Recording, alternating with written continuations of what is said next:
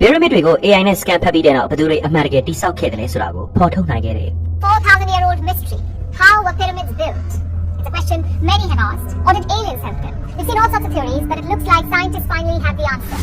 ရာစုနှစ်ပေါင်းများစွာကြာခဲ့ပြီဖြစ်တဲ့ Giza က pyramid တွေဟာလူသားတွေရဲ့အံ့ဩဖွယ်ရာရည်မှန်းချက်ကြီးမားမှုပြရအဖြစ်ဖော်ပြခြင်းခံခဲ့ရပါတယ်။ဒါပေမဲ့အဆုံးမရှိတဲ့ theory တွေနဲ့သုတေသနတွေရှိခဲ့တာတော့မှအရေးပါတဲ့မိကွန်းတစ်ခုနဲ့ပတ်သက်လို့တိကျသေချာတဲ့အဖြစ်မရရှိခဲ့ပါဘူး။အဲ့ဒါကတော့ဘယ်သူတွေက pyramid တွေကိုအမှန်တကယ်တိစောက်ခဲ့တယ်လဲဆိုတာပါ။ဒီ pyramid တွေဟာရှေးဟောင်း Egypt လူမျိုးတွေရဲ့လက်ရာတွေပဲလား။ဒါမှမဟုတ်ပိုပြီးရှေးကျတဲ့လို့ပိုပြီးအဆင့်မြင့်တဲ့ရည်ကြီးမှုတစ်ခုကနေဆင်းသက်လာခဲ့တာလား။2025ခုနှစ်မှာတော့ဉာဏ်ရည်တုနည်းပညာ AI နဲ့ scan ဖတ်ကြည့်လိုက်တဲ့အခါကုန်းပြင်မြင့်ရဲ့အောက်ဘက်မှာနက်နက်ရှိရှိမြုပ်ထားတဲ့အဆောက်အအုံတွေကိုဖော်ထုတ်နိုင်ခဲ့ပြီးအဲဒီနောက်မှာတော့ဒီမေကုန်းတွေရဲ့အဖြေဟာလည်းပိုပြီးရှင်းလင်းလာခဲ့ပါတယ်။ပြောမယ်ဆိုရင်တော့ဒီအဆောက်အအုံတွေဟာရှေးဟောင်းသုတေသနပညာရက်ကခေတ်အဆက်ဆက်ရှောင်ရှားခဲ့ကြတဲ့ပုံရိပ်တစ်ခုကိုပြောပြနေတယ်လို့ပါ။ဒီကနေ့မှာတော့သင်တို့ကို AI နည်းပညာနဲ့ scan ဖတ်ပြီးတဲ့နောက်သိခွင့်ရလာတဲ့နှစ်ပေါင်း4000ကြာတက်တန်းရှိတဲ့ Giza pyramid တွေရဲ့တရုပ်မှန်ကိုစူးစီးတင်ဆက်ပေးသွားမှာဖြစ်လို့အစီအစဉ်လေးကိုစိတ်ဝင်စားတယ်ဆိုရင်တော့အရင်ဆုံး channel လေးကို subscribe လုပ်ထားဖို့တောင်းဆိုပါတယ်။ကဲအစင်းလေးဖြစ်ပြီဆိုရင်တော့စနိုင်ကြအောင်ပါ။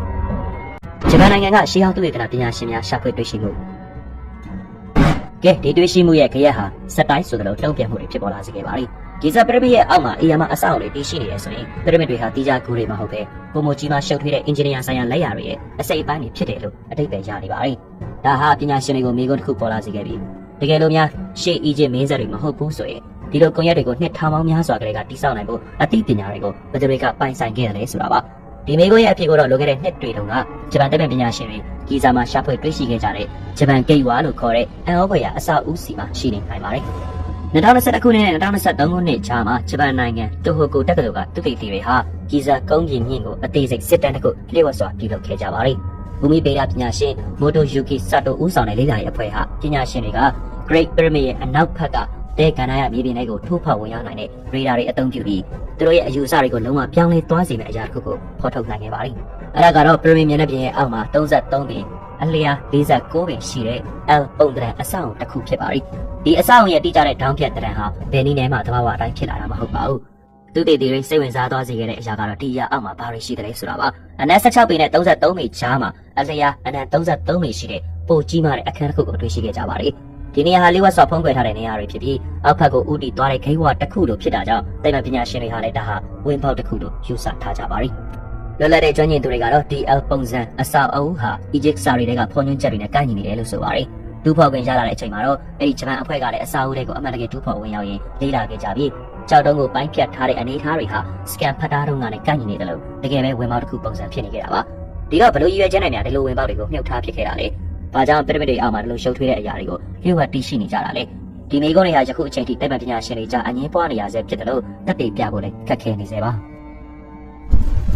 လူသားတွေမမြင်နိုင်တာကိုစက်တွေကမြင်နိုင်ခြင်း2025ခုနှစ်အစောပိုင်းတုန်းက PISA တက္ကသိုလ်က AI စနစ်3 radar project ကိုစတင်ခဲ့ပါတယ်အဖွဲ့သားတွေဟာ Giza ကုန်းမြင့်မြင့်ရဲ့လက်ရှိနေပုံတွေကိုပုံမကောင်းမွန်လာအောင်ပြုပြင်ဖို့သာမျှော်လင့်ထားခဲ့ကြပေမဲ့သူတို့ဟာလူသားတမိုင်းကိုပါပြန်လည်ရေးသားဖို့အထိဖြစ်လာခဲ့ရပါတယ်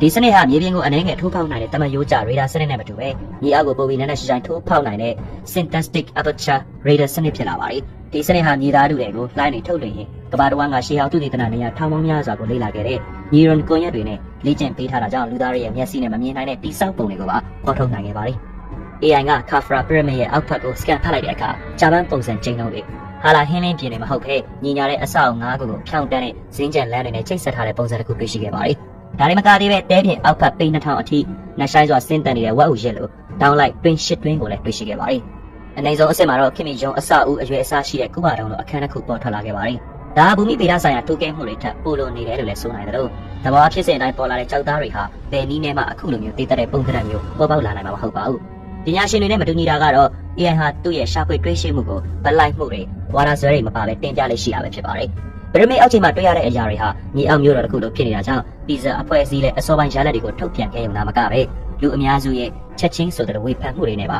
ရင်ဆိုင်လာခဲ့ရပါတယ်။တင်ရှားတဲ့ Egypt ဆိုင်ရာလေးလာတဲ့ပညာရှင်တဦးကတော့ဒါဟာ AI ရဲ့ error တစ်ခုခုဒါမှမဟုတ်အလွန်အကျူးဖော်ညွှန်းတစ်ခုလို့သာယူဆမိတဲ့အကြောင်းဆိုပါတယ်။ Zaha Hadid ဆိုတဲ့ Egypt အမွေးနဲ့ထိန်းသိမ်းဆောက်ရှောက်သူတို့ကတော့ဒီတွေ့ရှိမှုဟာတိတ်တန်ကြီးကြမဟုတ်တယ်လို့လူအများကြားအငြင်းပွားမှုတွေသာပုံများပြလာလိမ့်မယ်လို့ပေါ်ပေါ်တင်တင်ဝေဖန်ခဲ့ပါတယ်။ဒါပေမဲ့တစ်ခုရှိတာကတော့ AI နဲ့မဟုတ်ဘဲ Italy ရဲ့ Cosmo American ရဲ့ Kepler Space တို့အပါအဝင်ဂျေရုဆလမ်အများပြားကပါအလားတူပုံစံကိုမြင်တွေ့ရတဲ့အကြောင်းအတည်ပြုထားတာဖြစ်ပါတယ်။ ဒီဆက်တွေဟာအချင်းချင်းချိတ်ဆက်ထားတာအချက်လက်မျှဝေရမျိုးမရှိသလိုစောင့်ကြည့်လေးလာပြီးမှဘလို့အရာတွေပုံကွယ်နေတယ်လဲဆိုတာကိုအဖြေထုတ်လာခဲ့တာချတာကြီးပဲဖြစ်ပါတယ်။ဘာဖြစ်ဖြစ်ဒီအဖြေတွေအတွက်လူအများစုကလက်ခံနိုင်ဖို့အဆင့်သစ်မဖြစ်ကြသေးတာတော့အသေးချပါ။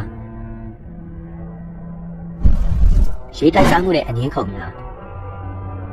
1990ပြည့်နှစ်တွေမှာဘူမိဗေဒပညာရှင် Robert Shaw ဟာ Phoenix ရုပ်ထုကလေနဲ့တဲတွေတိုက်စားတာမဟုတ်ပဲရေးတိုက်စားမှုလက္ခဏာတွေပြသနေတယ်လို့ပြောဆိုခဲ့ပါတယ်။ဒါပရမစ်ကိုရှေးအရင်နှစ်ထောင်ပေါင်းများစွာ Egypt မှာမိုးများခဲ့တဲ့အချိန်ကတိစောက်ခဲ့တာဖြစ်နိုင်တယ်လို့ဆိုလိုတာပါ။ AI scan ဖတ်မှုတွေကရေစီမံခန့်ခွဲမှုနဲ့ကိုက်ညီတဲ့ရေနုံမြောင်းစက်တွေနဲ့ရေလမ်းကြောင်းတွေကိုရှာဖွေတွေ့ရှိခဲ့တယ်လို့တကယ်လို့သာမြေအောက်မှာကြီးမားတဲ့ရေစီမံမှုဆိုင်ရာအင်္ဂါရပ်တွေပါဝင်မယ်ဆိုရင်ရှေးခေတ်တိစောက်သူတွေဟာနိုင်မြေရေသွင်းခြင်းထက်ပိုလို့နဲ့အတိုင်းအတာနဲ့ရေသဘောတရားတွေကိုနားလည်ခဲ့ကြတယ်လို့ဆိုပါတယ်။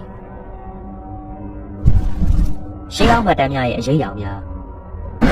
းအီဂျစ်နိုင်ငံကထူးဆန်းတဲ့ကလေးစားတွေထဲမှာတစ်ခုကကုဖူရဲ့နန်းဆန်နှစ်အပြည့်နှစ်ပေါင်း2000အကြာက The Inventory Stella လို့ခေါ်တဲ့ကျောက်စာကလည်းတစ်ခုအပါဝင်မှာဖြစ်ပါတယ်။ဒီစာမှာဆိုရင်တော့ကုဖူဟာတိစောက်ခဲ့သူမဟုတ်ပဲပြုပြင်သူသာဖြစ်တယ်လို့ဖော်ပြထားပါတယ်။စာတွေကဖော်ပြချက်အရကုဖူဟာ Phoenix ရုပ်ထုကြီးနဲ့အနီးနားပတ်ဝန်းကျင်ကဖျားကြောင်တွေကိုရှေးဟောင်းအဆောက်အအုံတွေအဖြစ်တွေ့ရှိခဲ့တယ်လို့မူလတိစောက်ထားတာမျိုးမဟုတ်ပဲပြုပြင်မှုတွေကပြုလုပ်ခဲ့တယ်လို့ရှင်းထားတာပါ။အီဂျစ်ဆိုင်ရာလေးလာသူအများစုကတော့တာကိုဒဏ္ဍာရီတပုတ်လိုသာယူဆခဲ့တာဖြစ်ပြီးတချို့သောသူတည်တွေကဒါကိုတသက်အဖြစ်ယူဆရင်ဒီပရမစ်တွေဟာအီဂျစ်မင်းဆက်တွေထက်ပိုပြီးရှေ့ကျနေတဲ့အကြောင်းထောက်ပြခဲ့ကြတာဖြစ်ပါတယ်။ AI နည်းပညာရဲ့ရှာဖွေတွေ့ရှိမှုဟာဒီလိုငင်းခုန်နေရတဲ့အချက်လက်တွေကိုပိုပြီးခိုင်မာလာစေခဲ့တယ်လို့တကယ်လို့ပရမစ်တွေရဲ့အောက်မှာကြီးမားတဲ့မြေအောက်အဆောက်အအုံတွေတည်ရှိရဆိုရင်အဲဒီ Stella ကျောက်စာဟာပျောက်ကွယ်သွားတဲ့မြို့ပြယဉ်ကျေးမှုတွေကိုမှတ်တမ်းတင်ထားမိနိုင်ပြီးနောက်ပိုင်းမင်းဆက်တွေကဒီယဉ်ကျေးမှုတွေကိုသူတို့ပိုင်အဖြစ်မွေးစားလိုက်တာမျိုးဖြစ်နိုင်ပါတယ်။ဒီလိုမျိုးဖော်ပြချက်တွေဟာHerodotus ရဲ့ရေးသားချက်တွေနဲ့အာရပ်ရာဇဝင်ကျမ်းတွေမှာဖော်ပြထားတဲ့လျှို့ဝှက်အခန်းတွေထဲမှာဆင်တူနေတာဖြစ်ပါတယ်။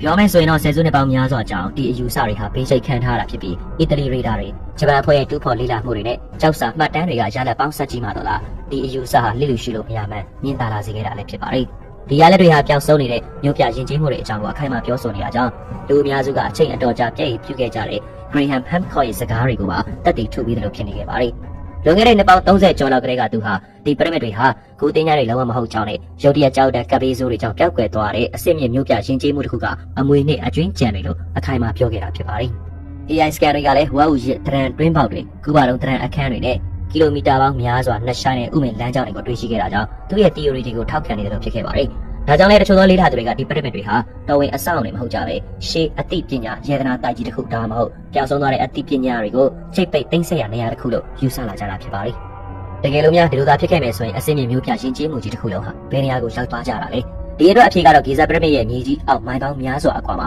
တည်ရှိလိမ့်မယ်လို့ယူဆထားကြပါတယ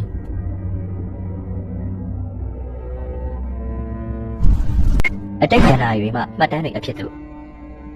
ရေလွှမ်းမှုဆိုင်ရာဌာနတွေဟာဆူမာရီယာရဲ့မှတ်တမ်းတွေကနေတမချမ်းစာလာလိုဝါနဲ့မီဆိုအမေရိကန်ရိုးရာဓလေ့တွေအထိရှင်ကျေးမှုတွေအနှံ့အပြားမှာရှိနေကြပါတယ်သူတို့ဟာရေလွှမ်းမှုနဲ့အတူပြတ်သုံးသွားတဲ့အစင်းမြင့်ရင်ကျေးမှုတွေအကြောင်းကိုဖော်ပြနေပြီးအသက်ရှင်ကျဲတဲ့သူတွေဟာအနာဂတ်မျိုးဆက်အတွက်ဘဟုတုတတွေကိုထိမ့်သိမ်းထားခဲ့တယ်လို့ဆိုပါတယ်။ဂီဇာရဲ့မြေအောက်ကရှုပ်ထွေးတဲ့လက်ရတွေဟာဒီဇလန်နဲ့ကိုက်ညီနေတယ်လို့မြေအောက်ပေ2000အောက်မှာရှိတဲ့ကြီးမားတဲ့ကုဘာတုံးပုံစံအခန်းတွေဟာရေလွှမ်းမှုကနေကာကွယ်ပေးနိုင်တဲ့တူလောင်ရုံတွေအဖြစ်အသုံးပြုခဲ့မယ်ဆိုရင်လည်းဖြစ်နိုင်ပါတယ်။ဝါဥရေလေကားတွေနဲ့ရေတွင်းတွေဟာမျိုးဆက်ပေါင်းများစွာအကြာမှာပြန်လာကြမယ်အသက်ရှင်ကျဲသူတွေအတွက်တဲလုံစာလမ်းကြောင်းတွေဖြစ်တယ်ဆိုရင်လည်းညင်မရဖြစ်ပါဘူး။ဒါကြောင့်ဒဏ္ဍာရီတွေဟာမှတ်တမ်းတွေဖြစ်လာတယ်လို့ပရမစ်တွေဟာလည်းကုသင်းညာတွေမဟုတ်ပဲလျှို့ဝှက်အသိဉာဏ်ပညာတွေသိသိရနေရတယ်ဖြစ်နေနိုင်ပါလိမ့်။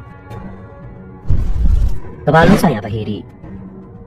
ိဂီဇာရဲ့ထူးခြားမှုတွေကိုနားလည်ဖို့အတွက်ဆိုရင်သူတို့ကိုတစ်ကမ္ဘာလုံးဆိုင်ရာထူးခြားတဲ့အစိပ်ပိုင်းတစ်ခုဖြစ်ရှုမြင်ဖို့လိုအပ်ပါတယ်။တိုက်ကြီးတွေအနှံပြားကရှေးဟောင်းနေရာတွေဟာပုံမှန်တမိုင်းဖြစ်စဉ်တွေထက်များစွာကျော်လွန်နေတဲ့အင်ဂျင်နီယာဆိုင်ရာထူးခြားချက်တွေကိုပြသနေတာပါ။ပီရူးနိုင်ငံမှာရှိတဲ့ Saksai Raman ရဲ့ကြောက်တုံးတွေဟာတန်ချီရာပေါင်းများစွာလေးလံပြီးဗရေဒါတစ်ချောင်းလောက်မဝင်နိုင်လောက်အောင်တိကျစွာပြည့်ဆက်ထားကြတာပါ။လက်ဘနွန်နိုင်ငံဘောလက်မှာလည်းအောက်ခံအုံမြင့်ကြောက်တုံး၃ခုစီဟာတန်ချိန်800ကျော်လေးပါတယ်။အဲဒီကြောက်တုံးတွေဟာစိတ်ဆက်စွာတွဲကပ်နေကြတာဖြစ်ပြီးဒါခင်မီဂရိန်းတွေနဲ့လုံရင်တော့မှအတော်လေးခက်ခဲနေပါဖြစ်ပါတယ်။တူရကီနိုင်ငံမှာဆိုရင်လည်း Göbekli Tepe မှာလွန်ခဲ့တဲ့နှစ်ပေါင်း12000လောက်ကသူတွေဟာကြောက်တုံးတွေကိုပိုင်းဖြတ်ထားဖို့အေယာမှာကြောက်တိုင်ကြီးတွေကိုစိုက်ထူထားတဲ့ပုံတွေဟာလည်းအတော်လေးထူးခြားနေတာဖြစ်ပါတယ်။ဒီနေရာတွေချိတ်ဆက်နေပုံဟာရှင်ကျေးမှုအဆက်တင်မဟုတ်ပဲဤပညာဆိုင်ရာမှာပါတူညီနေကြတာဖြစ်ပါတယ်။ဒီကြစွာဖြတ်တောက်ခြင်းနက္ခဗေဒဆိုင်ရာအနေအထားတွေနဲ့ရှင်းပြခတဲ့အခြေအနေတွေဟာကျွန်တော်တို့သိထားတဲ့ရှေးခေတ်ကိရိယာတွေထက်များစွာကျော်လွန်တဲ့ဗဟုသုတတွေရှိနေတဲ့အကြောင်းဖော်ပြနေတာပါ။ဒီလိုစွမ်းရည်တွေကကမ္ဘာတော်မှာတည်ရှိခဲ့မယ်ဆိုရင်ဂီဇာအောက်ကမြေအောက်ကွန်ရက်တွေဟာမေးလျော်ကန်တမိုင်းကြောင်တစ်ခုရဲ့နောက်ထပ်အခန်းကဏ္ဍတစ်ရပ်ဖြစ်လာနိုင်ပါတယ်။ဒါနဲ့မကသေးပဲလွန်ခဲ့တဲ့နှစ်ပေါင်း2800လောက်တုန်းကရေကြီးမှုအပါအဝင်ရာသီဥတုပြောင်းလဲမှုတွေဖြစ်ပေါ်ခဲ့တဲ့အကြောင်းဘူမိဗေဒဆိုင်ရာအထောက်အထားတွေဟာရေကြီးမှုအများစုကမဟာရေကြီးမှုဤတန်းတာကြီးတွေနဲ့လည်းတိုက်ဆိုင်နေပြန်ပါတယ်။ ခုခံနေရန်ရှာဖွေတွေ့ရှိမှုတွေကတမန်ရိုးကျအယူဆတွေကိုချိန်ချောက်လာတဲ့အခါအဖွဲ့အစည်းဆိုင်ရာတုံ့ပြန်မှုတွေလည်းဖြစ်လာတတ်ပါတယ်။ဒီစားရဲ့ရှာဖွေတွေ့ရှိမှုတွေကလည်းအလားတူဖြစ်ပြီးဖီဇာအဖွဲ့ရဲ့အစီရင်ခံစာတွေကိုထုတ်ပြန်ပြီးနိုင်အနေငယ်အတွင်းမှာလေအီဂျစ်ရှီဟောင်းပစ္စည်းဝင်ကြီးဌာနကစကန်ဖတ်မှုတွေဟာတိတ်ပတ်နေကြမှာဟုတ်ဘူးလို့ကြေညာခဲ့ပါတယ်။ဒါအီဂျစ်မင်းဆက်တွေမတိုင်ခင်ကမြို့ပြရင်းချင်းမှုတွေကိုအတိအမှတ်ပြုလိုက်မယ်ဆိုရင်ဆယ်စုနှစ်ပေါင်းများစွာလက်ခံထားတဲ့တမိုင်းတွေကိုပြိုလဲသွားစေနိုင်တယ်ဆိုတာရှေးဟောင်းသုတေသနပညာရှင်တွေသိနေကြသူပါ။အီဂျစ်ရဲ့ခီးသွွားလုပ်ငန်းဟာဖာရိုဘီယင်းတွေကိုလူသားတွေရဲ့အံ့ဩဖွယ်ရာပရမစ်တိဆောက်သူတွေအဖြစ်ဖော်ပြထားတဲ့အပေါ်မူတည်နေပါတယ်။ဒါကြောင့်ပရမစ်တွေဟာတီထွင်မှုတွေမဟုတ်ပဲရှေးအမွေအနှစ်ကိုလက်ခံရုံသာဖြစ်တယ်ဆိုတာဝန်ခံလိုက်မယ်ဆိုရင်ဝင်ငွေနဲ့နိုင်ငံရဲ့ဂုဏ်သိက္ခာကိုပါထိခိုက်သွားမှာဖြစ်ပါတယ်။ဒါကြောင့်လည်းတက္ကသိုလ်တွေပြတိုက်တွေနဲ့ရေးသားထုတ်ဝေသူတွေဟာအများစုလက်ခံထားတဲ့အယူအဆဟောင်းတွေကိုဆက်လက်ထိန်းသိမ်းဖို့လိုလားကြတယ်လို့တိဆောက်ထားတဲ့ဒီတမိုင်းကြောင်းတွေကိုမိတီးရင်းနဲ့မှာသူတို့ရဲ့အသက်မွေးဝမ်းကြောင်းအလုပ်ဆိုတာကိုလည်းဖြစ်တည်လာရတာပါ။အခုချိန်မှာဒါတွေပြန်ရေးမယ်ဆိုရင်ခေတ်အဆက်ဆက်ပညာရှင်တွေမှားယွင်းခဲ့တယ်လို့ဝန်ခံရရောက်သွားနိုင်ပါတယ်။ကြောက်တုံးတွေကလျှို့ဝှက်ကုန်များဆယ်စုနှစ်ပေါင်းများစွာသူတေသီတွေက Great Pyramid ရဲ့အတိုင်းအတာတွေဟာပိုင်နဲ့ fine လိုမျိုးတင်ချဆိုင်ရာဂိမ်းတွေကိုလျှို့ဝှက်ထည့်သွင်းထားတယ်လို့ဖော်ပြခဲ့ကြပါတယ်။ Pyramid ရဲ့အောက်ခြေပတ်နဲ့အလျားတဲ့အမြင့်ကိုနှိုင်းယှဉ်တဲ့အခါတိကျတဲ့အကျိုးဆက်တွေထွက်ပေါ်လာခဲ့တယ်လို့ AI Reader Scan ဖတ်မှုတွေကမြေအောက်မှာရှိတဲ့အဆောက်အုံတွေကိုဖော်ထုတ်ပြတဲ့အခါမှာတော့ဒီကိစ္စတွေဟာမတော်တဆတိုက်ဆိုင်မှုဖြစ်နိုင်တယ်လို့ပြောဖို့ခက်ခဲတာပါ။ဝါဥရဲ့လေကတွေကုဘပုံစံအခန်းတွေနဲ့ဖျောက်တန်းနေတဲ့မြေအောက်ဥမင်တွေဟာ geometry အရာပြည့်ပြည့်စုံတဲ့အနေအထားမှာရှိနေတာဖြစ်ပါတယ်။ဒါကြောင့်လည်းပရမစ်တွေဟာကိုတင်းချိုင်းထပ်ပို့လို့ပြီးစွမ်းရည်ဆိုင်ရာကိရိယာတွေနဂတ်ဗေဒဆိုင်ရာလေးလာရေးနေရာတွေဒါမှမဟုတ်ယနေ့ခေတ်လူတွေစိတ်မကူးနိုင်တဲ့နည်းပညာတွေတည်ရှိခဲ့ရနေရာတွေလို့ယူဆသူတွေရှိလာကြပါတယ်။ပျောက်ဆုံးနေတဲ့အင်ဂျင်နီယာများ